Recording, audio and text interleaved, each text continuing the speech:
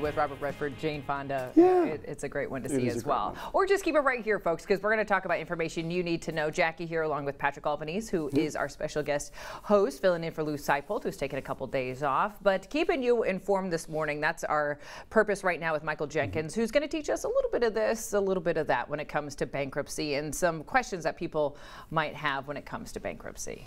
Well, I decided this morning to kind of throw a bunch of things together that I don't really think I've specifically spoken about in previous segments, so we just kind of figured we'll throw them all in there and hope they fit. Yeah. So we will make them fit.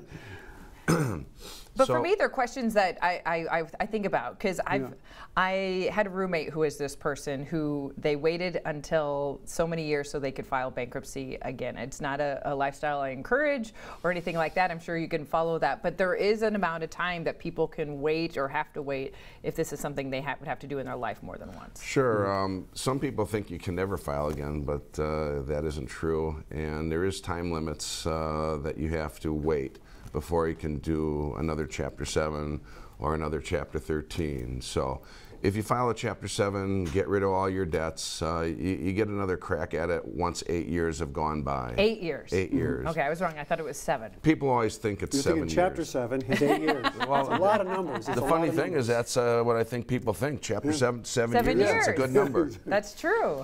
But, and it actually, before October 17th of 2005, it was actually 6 years. Okay. And then when they changed the law, that was one of the little nuggets that was buried in there. That was probably one of the more impactful things, is now you have to wait 8 years to do another Chapter 7.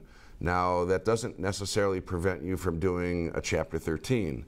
So if you need some assistance because the wolves are at the door and the lawsuits are flying and the wages are being garnished, you can look at the option of filing a Chapter 13.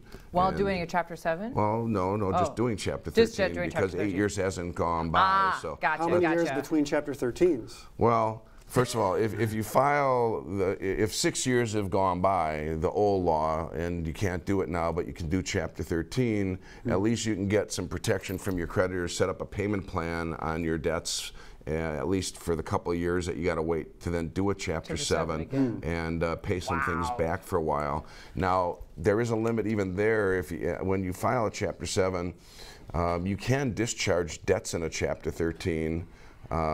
Whatever debt can't get paid back during the payment plan, but 4 years has to have gone by from when you filed your Chapter 7 to do that 13 and get rid of some of the debt. Okay. So if less than 4 years have gone by, you can still be in it and protect yourself from your creditors. You just aren't going to be able to discharge or eliminate any of the debt in that Chapter 13. Now, if you file the Chapter 13 and you're thinking about, oh, I need some help again, there's time limits on what kind of bankruptcies you can file when also. So if you're in a Chapter 13 paying your debts back for 3 years or 5 years, whatever your payment plan was, and you successfully completed it, if you need to file a Chapter 7 sometime because you messed up and you need to get rid of your debts, you would think, well, if you paid part of your debts back for all this time, I should not have to wait.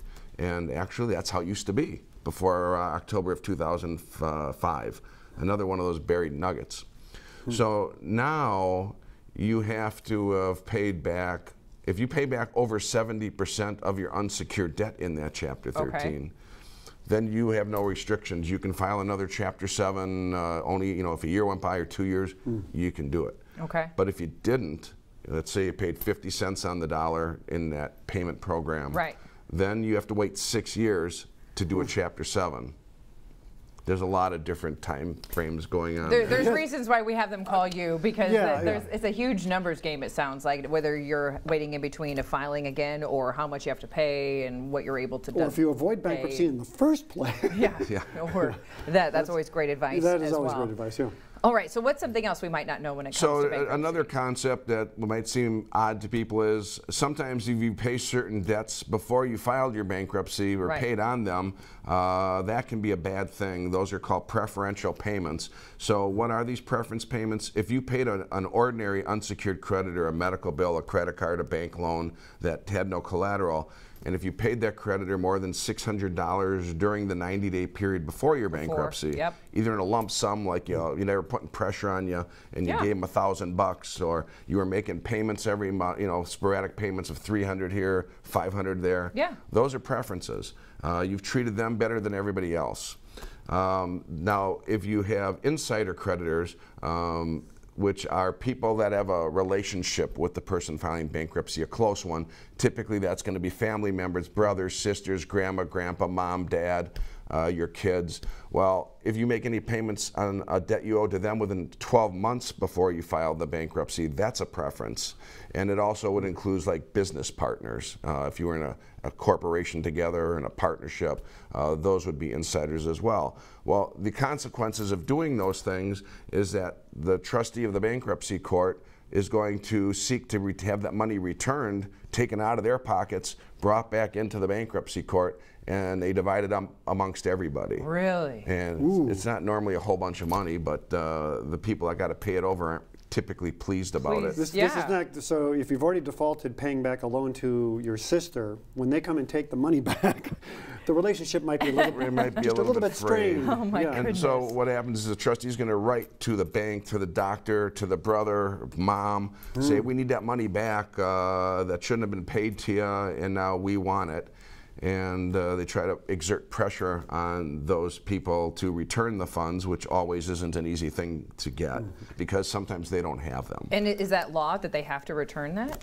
The trustee can get an order of the court that just says those should be returned. I mean, that they weren't properly paid. Right.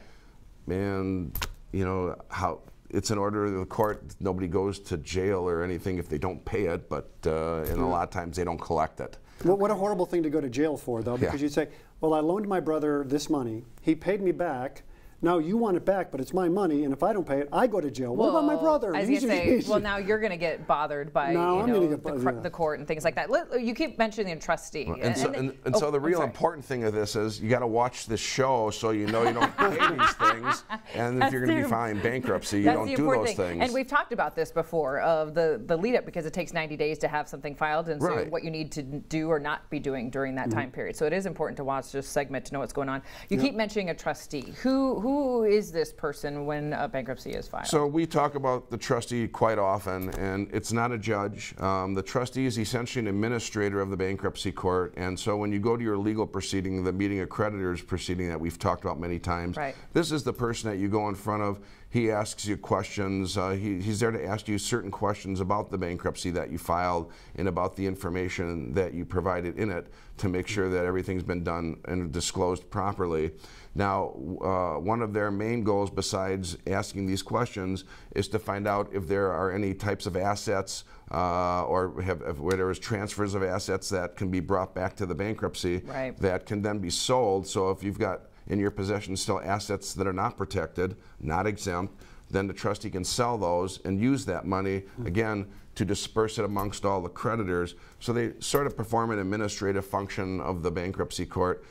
They aren't really the judge. They don't make the decisions. The judge of the bankruptcy court ultimately settles disputes that might arise. Are they assigned by the court? The court assigns the trustees. There's two of them that serve the Southern District of Iowa Central Division, which is here in Des Moines. These attorneys are both attorneys in private practice. This is basically a part-time gig. They have a law practice that they operate in as well, and so they can do these things a couple times a month. And so it can be somewhat time-consuming at times, but they've got other things to do as well. And so they kind of run things on a day-to-day basis through a person's case. But if there's an issue that they bring up between them and the person filing bankruptcy and the debtor's attorney, myself, ultimately the judge of the bankruptcy court then makes the decision how things are going to turn out. Well, let's talk about these proceedings. This is something we've never touched on before. Is this something that happens like in, let's say, your office, or they're always assuming that this would happen in a court? So, when you file your bankruptcy, you have to attend a legal proceeding, which we've spoken about many times, called the meeting of your creditors, and most of the time they don't come. So you're sitting in a room with your attorney and everybody else that's doing this and their attorney. And so this takes place at the Federal Building here downtown at 2nd and Walnut. And so it isn't the only one throughout Iowa. We have different districts in Iowa. So up like in Fort Dodge, which is in the Northern District, they conduct them, I think, at the library up there. And I think at Mason City, they conduct them at the post office building. Really? So they have to find various locations to conduct these things. We did them in my backyard once. We had a swing set. It was great. Got a lot done. It was probably more entertaining in your backyard, too. Yeah. So, I mean, these are kind of administrative proceedings. Yeah. There's a lot less intimidation and pressure because you're not having to show up in a courtroom in a courthouse. So I think it's better for people to go in this environment. So they're already shook up the way it is when they go to this thing. So I think it's a good thing. Now, there is, in fact, a bankruptcy court as well. And that's where the big stuff's decided by the judge. Okay. And it's in a different building. So sometimes people get their buildings mixed up. They're going to the wrong places. The bankruptcy court is at 110 East Court Avenue across from the Des Moines Police Station. That's a pretty good location if things get out of hand. And that's where the judge decides things. Okay. As we've been saying, this is a big numbers game, folks, and hopefully it's a numbers game that can be going in your direction, especially if you have someone that knows what they're talking about. We talk about it regularly here on our program, but Michael, if people want to get in touch with you, what's the best way to do so? Well, you can call me at 255-1855, and we'd be happy to answer your questions by the phone. You can find us on the web at www.iowa-bankruptcylaw.com, or you can follow us on Facebook. Perfect. Thank you so much for joining us this morning and answering some questions we haven't necessarily talked about. Not that we're anywhere near bankruptcy ourselves. No. Hopefully not filing anytime soon, but still keeping you informed nonetheless. All right, folks, you're watching CWI Live here on KCWI Channel 23. We will be right back.